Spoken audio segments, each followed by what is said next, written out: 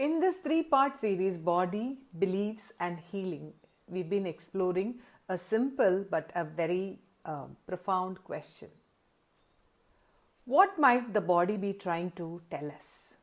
In the first video, we explored constipation as a possible pattern of holding.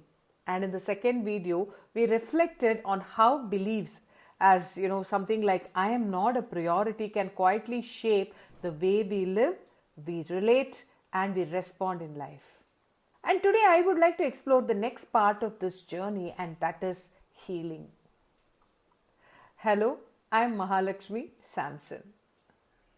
In this video, I would like to reflect on how awareness, emotional expression and inner work can slowly begin to shift patterns we may have been carrying for many years in our life. For a very long time, I have lived with these patterns without questioning them, and I was completely not aware of it also. Like many of us, I also assumed that this was just the way things were and this is who I am. But somewhere in my 40s is when, I actually began engaging more deeply with self-reflection and inner work. Slowly then I started actually observing my thoughts, my emotional responses and the beliefs that had been quietly shaping my life and also that has shaped my life so far. One of the things actually I began to notice was that I had learned to hold things inside. Actually what I mean? I am not priority. That belief is one of the beliefs that I've been holding, which had quietly shaped my life. So it becomes my responsibility to explore and work on it. So when I had learned to hold things inside, what happened was, I have become someone, who do not express, who always adjust, who always waits, who always puts my needs aside or at the last. And over time, what happened is I began to ask myself, what happens when we start becoming aware of these patterns? Because I was traveling in that line and I was learning a lot over that. As I continued this inner work, something began to shift actually. Not suddenly, not dramatically, but gently and gradually.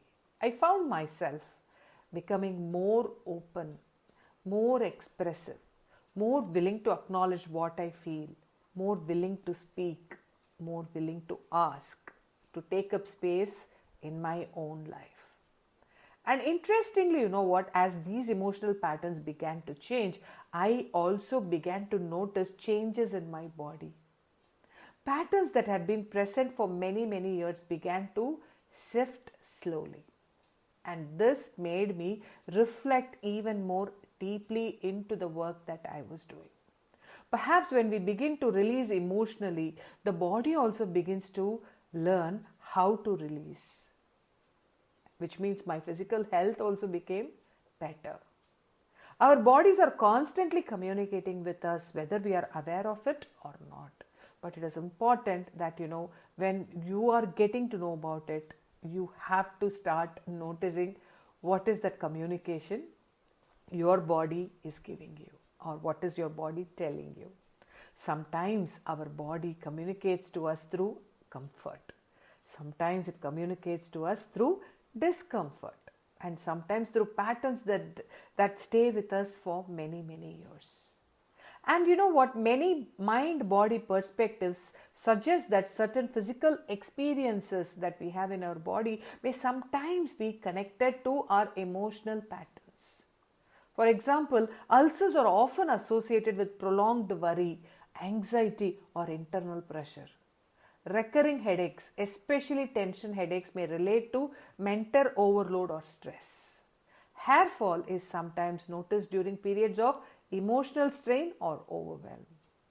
And back pain, particularly the lower back, if you look at it, has often been linked to a feeling of being unsupported or carrying too much of responsibility in our lives.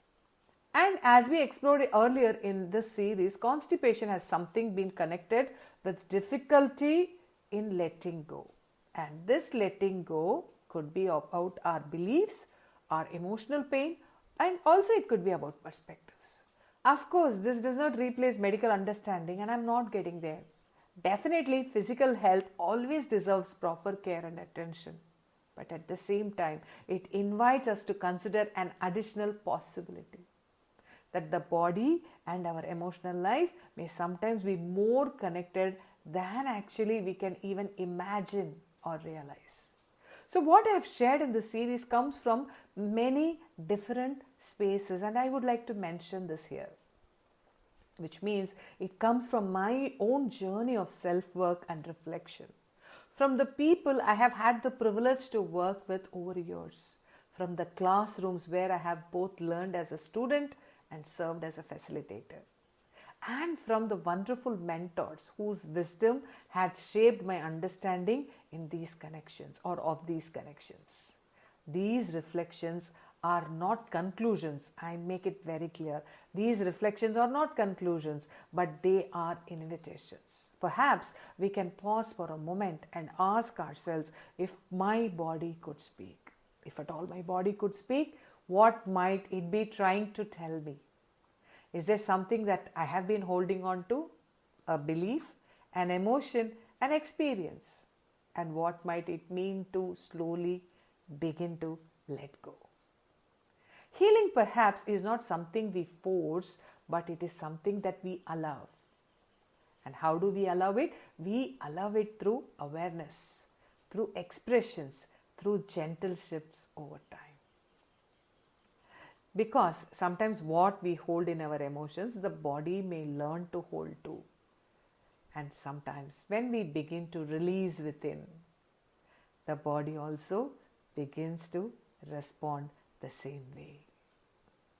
If this video has helped you in understanding a little further about body, beliefs and healing, I invite you to subscribe my channel Mind Ocular, like the video and share it with someone for whom it might be really valuable.